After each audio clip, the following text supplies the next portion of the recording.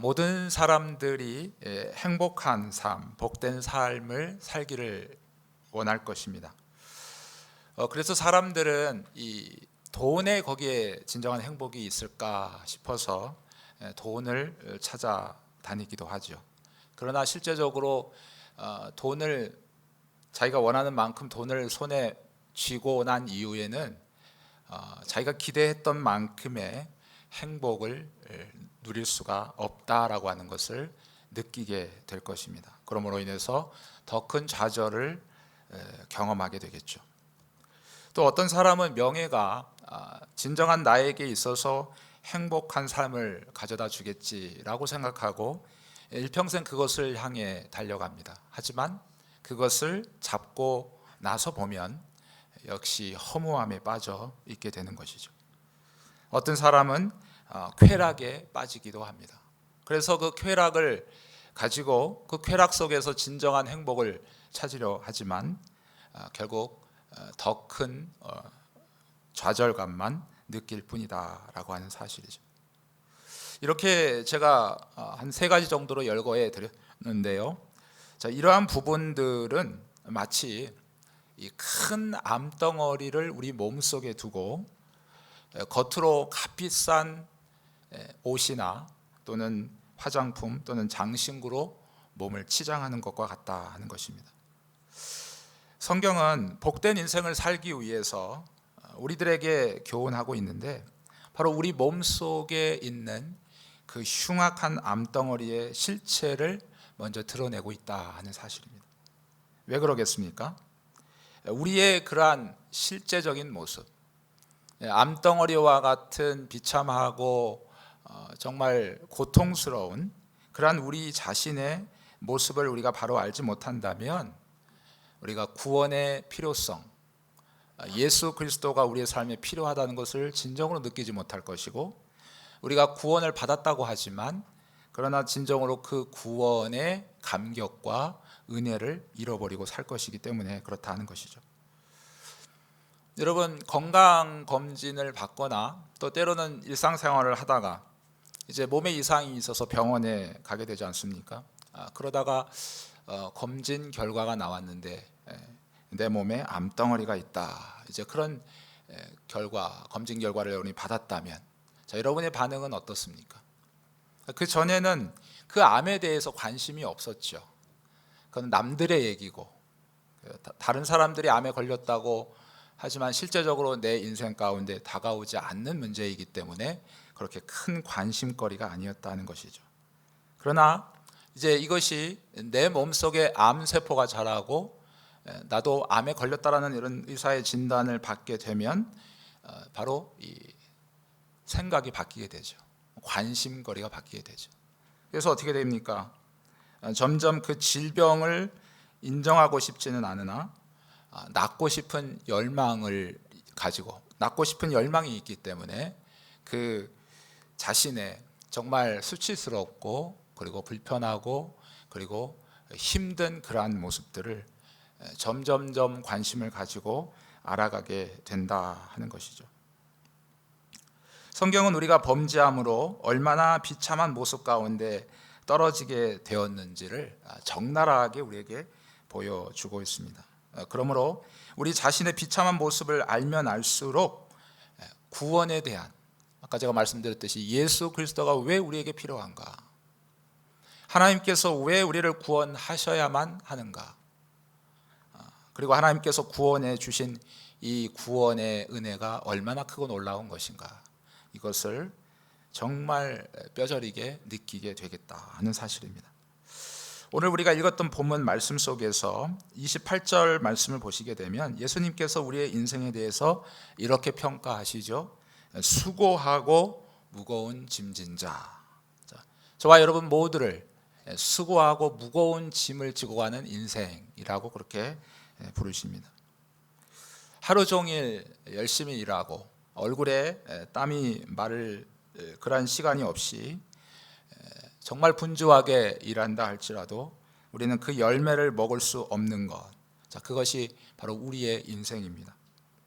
그래서 시편 기자는 시편 90편 10절 말씀에, 자, 우리의 연수가 70이요 강건하면 80이라도 그 연수의 자랑은 수고와 슬픔뿐이다 라고 그렇게 고백하고 있습니다.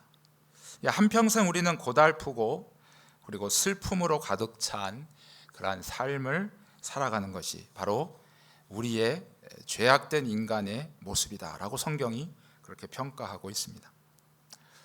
또한 시편 여러분 40편 2절 말씀에 보게 되면 나를 기가 막힌 웅덩이와 수렁에서 끌어올리시고 라는 표현이 있어요. 그러면 아이들이 때로는 가출을 하고 또 운영하던 회사가 부도가 나고 그리고 나에게 있어서는 치명적인 질병에 걸리는 그야말로 기가 막힐 웅덩이 속에 우리의 인생이 허덕일 때가 많다라고 하는 사실이죠. 여러분 웨스트민스터 대요리문답 제27문에 보게 되면 타락이 인류에게 가져온 비참이란 무엇인가 이런 질문에 대해서 타락은 인류에게 하나님과의 교제 상실이며 하나님의 저주를 가져왔다 그렇게 답하고 있습니다. 여러분 다른 피조물과 인간이 다른 것이 있다면 바로 하나님의 형상이 우리에게 있죠. 그래서 우리는 하나님을 닮았다는 것입니다. 그리고 또한 우리가 하나님과 교제할 수 있는 특권을 가졌다 하는 것입니다. 그래서 사람은 이 하나님과의 교제를 통해서 진정한 영적인 충만함과 만족감과 평안함과 행복을 누릴 수 있다 하는 것입니다. 그러나 인간의 타락은 가장 먼저 이 하나님과의 교제를 상실하게 하는 결과를 가져오게 되었다 하는 것이죠. 다른 말로 영적인 죽음이라 이렇게 말하는데 바로 범죄한 이후 사람은 자기 스스로의 힘으로 하나님을 찾을 수도 없고 또 하나님께 가까이 갈 수도 없는 그러한 모습으로 전락해 버렸다 하는 것이죠. 바로 이것이 바로 인생을 비참하게 만드는 원인이 되었다 하는 것입니다. 그러므로 인간에게 하나님의 저주가 임하게 되었다 하는 사실입니다. 하나님은 아담에게 그 육체가 다시 흙으로 돌아갈 때까지 얼굴에서 땀이 흘러야 먹고 살 수 있도록 그렇게 노동하게 하셨습니다. 인간의 범죄로 말미암아 땅이 저주를 받고 그래서 인간이 수고한 대로 거둘 수 없는 그러한 비참한 삶을 살게 됐다 하는 것입니다. 뿐만 아니라 하와는 어떻습니까? 하와에게는 해산의 고통을 더하셨죠. 원래 아이를 낳는 일은 고통스러운 일이 아니다라고 하는 것을 알 수 있습니다. 새로운 생명을 해산하는 일에 어머니의 생명을 걸어야 된다 하는 것을 본다면 이것이야말로 저주가 아니고 무엇이겠는가 그렇게 여겨지죠. 하나님은 범죄한 아담과 하와를 에덴 동산에서 또한 쫓아내셨습니다. 그리고 생명나무의 열매를 따먹지 못하도록 그렇게 하셨죠. 결국 그들은 사탄의 지배하에서 평생을 그리고 영원토록 비참한 삶을 살 수밖에 없는 존재가 되어졌다 하는 것입니다. 여러분 웨스트민스터 대요리문답 제27문은 계속해서 이렇게 답을 하고 있습니다. 타락이 인류에게 가져온 비참이란 무엇인가에 대해서 우리는 본질상 진노의 자녀다. 그리고 사탄의 노예가 되었고 현세와 내세의 모든 형벌을 면할 수 없게 되었다라고 그렇게 대답하고 있습니다. 여러분 인류를 대표하는 아담의 범죄는 고스란히 후손들에게 그대로 전달되어졌죠. 그래서 우리는 태어날 때부터 죄인이라고 하는 딱지를 가지고 태어나게 됩니다. 그리고 죄를 미워하시는 그 하나님 앞에 우리는 언제든지 그 진노를 받아서 영원한 지옥의 형벌을 면할 수 없었던 것, 바로 이것이 저와 여러분의 모습이었다 하는 사실입니다. 데살로니가후서 1장 8절과 9절 말씀을 보면 이런 말씀이 있습니다. 하나님을 모르는 자들과 우리 주 예수의 복음에 복종하지 않는 자들에게 형벌을 내리시리니 이런 자들은 주의 얼굴과 그의 힘의 영광을 떠나 영원한 멸망의 형벌을 받으리라. 여러분, 제가 조금 전에 말씀드렸는데 에덴 동산에서 인간이 타락한 결과 가장 큰 비참의 상태로 떨어지게 된 원인이 무엇인가? 그것은 바로 하나님과의 교제가 깨어졌다는 사실이죠. 이것이 가장 근본적인 저주라 하는 것입니다. 그런데 여러분, 지옥될 수 있는 가장 큰 원인은 바로 하나님으로부터 영원토록 분리되는 것이기 때문에 그렇다 하는 것이죠. 인간은 여러분 끊임없이 하나님을 거스리고 하나님을 떠나려고 했죠. 하나님 우리를 상관하지 말라고, 하나님 우리 마음대로 살겠다고. 그러나 실제적으로 여러분, 하나님을 떠난 삶의 모습은 비참하죠. 그런데 결국 영원토록 하나님과 단절되었다. 그것이 바로 지옥 그 자체라고 하는 것이죠. 여러분, 지옥은 어떤 곳입니까? 성경의 지옥에 대해서 여러 가지로 묘사를 해주고 있습니다. 지옥의 고통은 그냥 영혼만 느끼는 고통이 아니에요. 영혼과 육체가 함께 느끼는 곳입니다. 고통을 느끼는 곳이죠. 그래서 예수님은 이 마가복음 9장 48절과 49절에서 자, 지옥은 어떤 곳이냐? 구더기도 죽지 않고 사람마다 불러서 소금 치듯함을 받는 바로 영원히 꺼지지 않는 불이다. 그렇게 묘사해 주셨습니다. 또 누가복음 16장 24절에는 바로 손가락 끝에 묻어있는 물이 없어서 고통하는 곳이 바로 지옥이다. 그렇게 표현해 줬고요. 계시록 14장 11절 말씀에는 영원히 꺼지지 않는 유황불 속에서 밤낮 쉬지 않는 곳. 이 세상에 아무리 고통스럽고 힘들고 절망스러워도 여러분, 밤이라는 시간이 찾아오면 그래도 잠시 긴장감을 늦추고 그리고 내려놓고 편안하게 휴식할 수 있는 그런 시간이 있는데, 자, 지옥이라고 하는 것은 그렇지 못하다는 거예요. 밤낮 쉼을 얻지 못하는 곳이다. 영원히 꺼지지 않는 곳에서. 바로 이것이 범죄하여 비참한 인생을 기다리고 있는 가장 최종적인 장소요, 단계다라고 하는 사실입니다. 사실 저와 여러분도 이렇게 비참하게 살다가 영원토록 이 지옥의 고통을 당해야 하는 그러한 모습이 바로 우리의 모습이었다라고 하는 것을 기억해야 된다는 것입니다.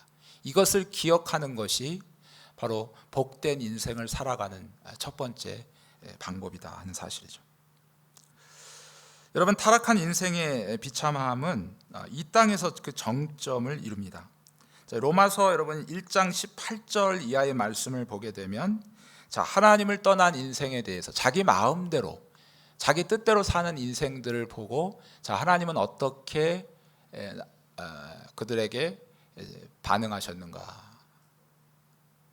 하나님을 싫어해서 떠난 인생들에 대해서 하나님은 그냥 내버려 두셨다 하는 것이죠. 자, 그들의 마음의 정욕대로 더러움에 내버려 두셨다. 이런 표현을 지금 계속해서 하고 있으시다는 거죠. 인간들이 하나님을 떠나 잘 살아보겠다고 때를 쓸 때 하나님은 그래, 네 멋대로들 살아봐라 하고 내버려 뒀다는 얘기입니다. 여러분, 하나님의 품에서 떠난 인생들, 하나님의 간섭을 받지 않으니까 자유로울 것 같고 행복할 것 같지만, 자, 어느 정도는 그렇습니다. 여러분, 마치 내리막길을 달리고 있는 자동차에게 마치 그 브레이크가 고장이 나거나 브레이크가 없다면, 자, 여러분 어떻습니까? 그 스릴을 만끽하는 사람들에게 있어서는 그것만큼 좋은 게 없겠지만, 여러분, 정상적인 생각을 하고 있는 사람들에게 있어서는 그것은 정말 고통스러운 공포 그 자체 아니겠습니까? 마치 하나님께서 우리를 내버려 두셨다라고 하는 것은 바로 그와 같다 하는 것이죠. 그들이 어떤 불의와 어떤 거짓말로, 그래서 그들의 모든 삶이 바로 그렇게 점철되어진 인생을 산다 하여도 결국 그들을 하나님께서 내버려 두신다. 그러므로 여러분, 성도에게 있어서 참 감사한 것이 있습니다. 우리가 하나님의 뜻을 불순종하거나 때로는 우리의 육신의 욕심을 따라서 우리가 세상을 따라가려고 할 때, 하나님의 백성들에 대해서 하나님은 그대로 내버려 두시지 않는다는 것이죠. 여러분, 그 일들을 그 순간 당할 때는 참으로 괴롭고 고통스럽죠. 하나님 그냥 그대로 내버려 주셨으면 좋겠는데 하나님 순간순간마다 나를 간섭하시고 정말 하나님의 때로는 우리를 연단하시는 그 손길이 너무나도 힘들 때가 많이 있다고 느껴질 때도 있습니다. 하지만 그것이 우리에게 참된 복이다라고 하는 사실이에요. 우리가 잘 나갈 때는 잘 모르겠지만 내 몸에 이상이 오고 내 가정에 문제가 생기고 내 관계 속에서 문제가 생길 때 여러분 평소에 생각하지 않았던 내 자신에 대해서 생각해 보게 되고 나와 하나님과의 관계에서 생각을 해보게 되고 우리 자신의 믿음이 과연 하나님 앞에 올바른가 거기에 서서 다시 한번 나를 돌아볼 수 있는 그러한 시간이 된다는 사실이죠. 그러므로 인해서 우리가 잘못된 길로 갔을 때 거기에서 돌이킬 수 있는 기회를 우리에게 주신다. 이런 의미에서 우리가 잘못할 때마다 하나님께서 연단의 손을 대시는 것이 얼마나 복된 일인가. 그러나 여러분 하나님의 저주를 받은 자 그야말로 멸망에 이를 자들은 어떻습니까? 그럴 기회조차 없다는 것 사실이에요. 그들이 악을 행하든지 어떤 거짓말을 하든지 다 인간적으로 볼 때는 다 잘 되는 것 같습니다. 다 잘 되니까 형통하니까 거기에 멈춰서서 자기를 돌아볼 시간적 여유가 없고 기회가 없는 것이죠. 결국 잘못된 길을 가는데 계속해서 그 길로 내리달아 갈 수밖에 없는 것이다. 이것이 얼마나 저주인가.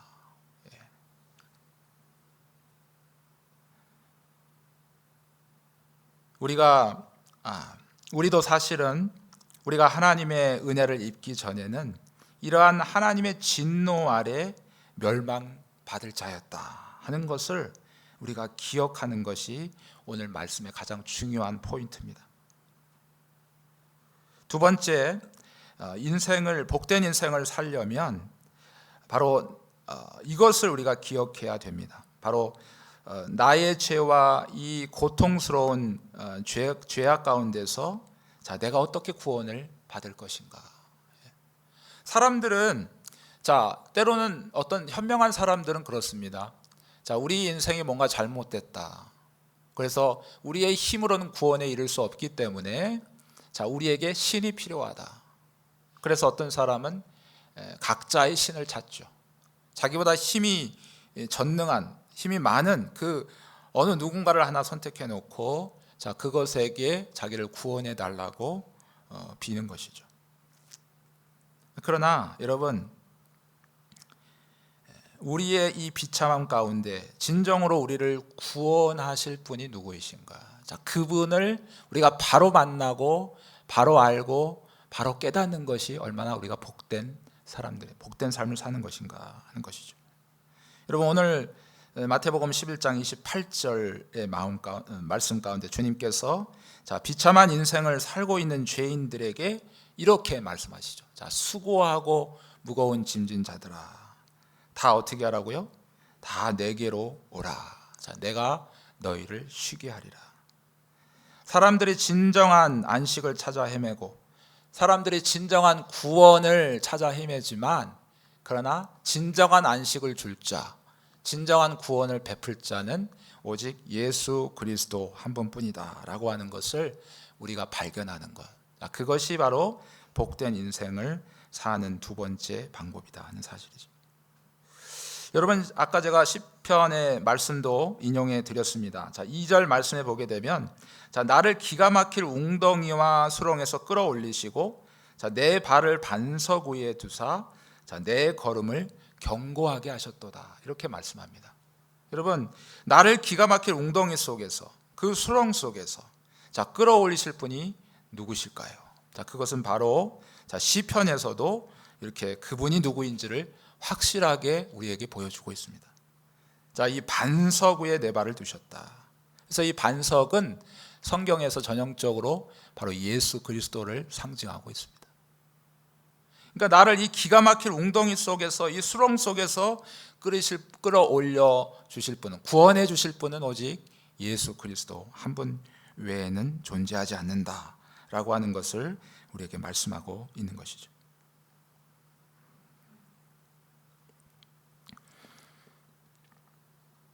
여러분, 우리가 타락함으로 얼마나 비참한 상태에 있었으며, 자, 그 결과로 영원히 비참한 최후를 맞이할 것에 대해서, 자, 여러분이 깊이 이제 알게 되셨다면, 자, 그때 우리의 모습은 어떨까요? 그때 이제 바로 나를 구원하실 예수가 필요하다.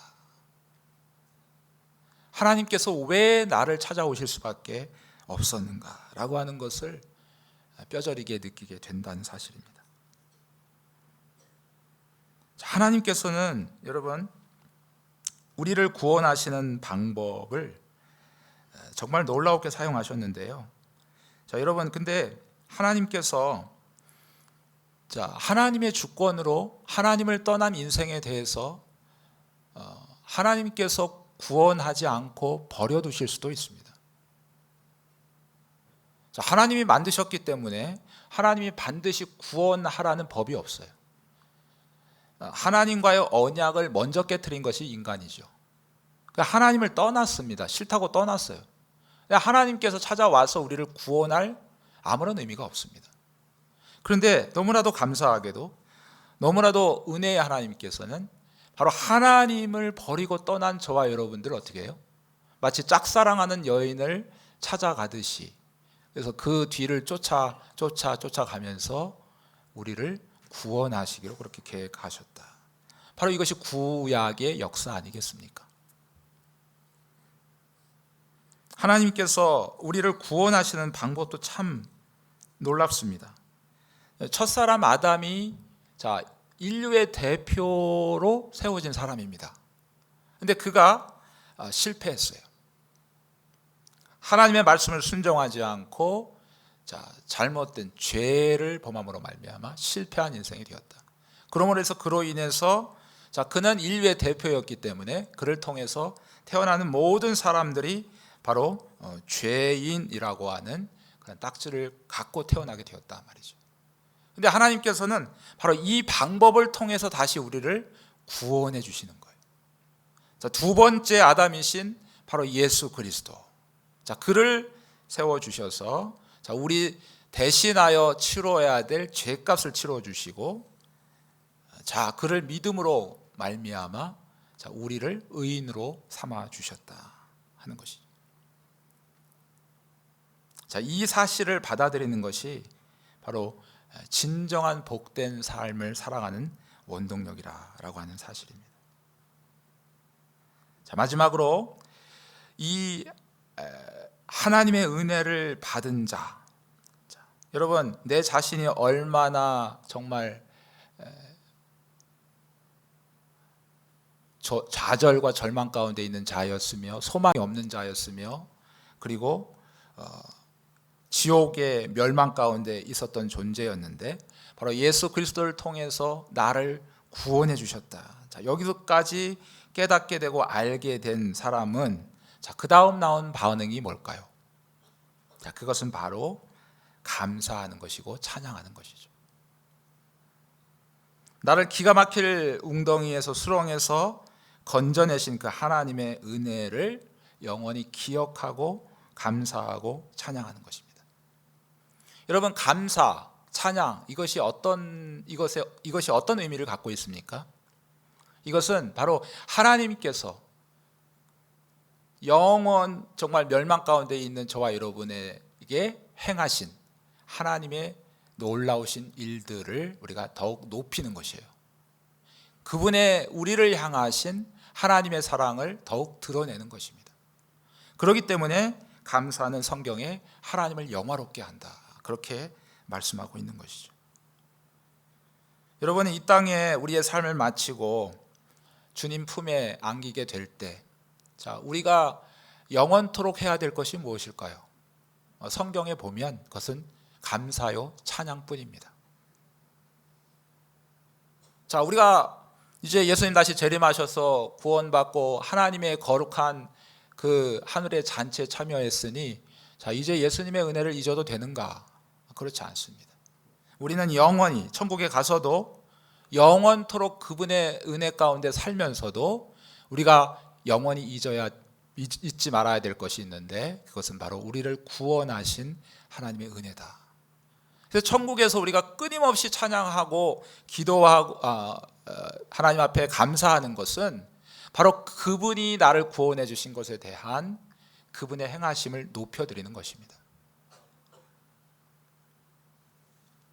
사랑하는 성도 여러분, 10계명 중에 제 4계명을 기억하시죠? 4계명을 보시면 안식일을 기억하여 거룩히 지키라 라는 말씀이 있습니다. 근데 이 말씀이 구약 성경에 출애굽기 20장과 신명기 5장에 두 군데 기록되어져 있습니다. 근데 이 4계명을 잘 읽어보시면 이 4계명을 지켜야 될 이유를 하나님이 출애굽기에도 말씀하시고 신명기에도 말씀하세요. 근데 출애굽기에 말씀하시는 의미와 신명기에 말씀하시는 의미가 좀 달라요.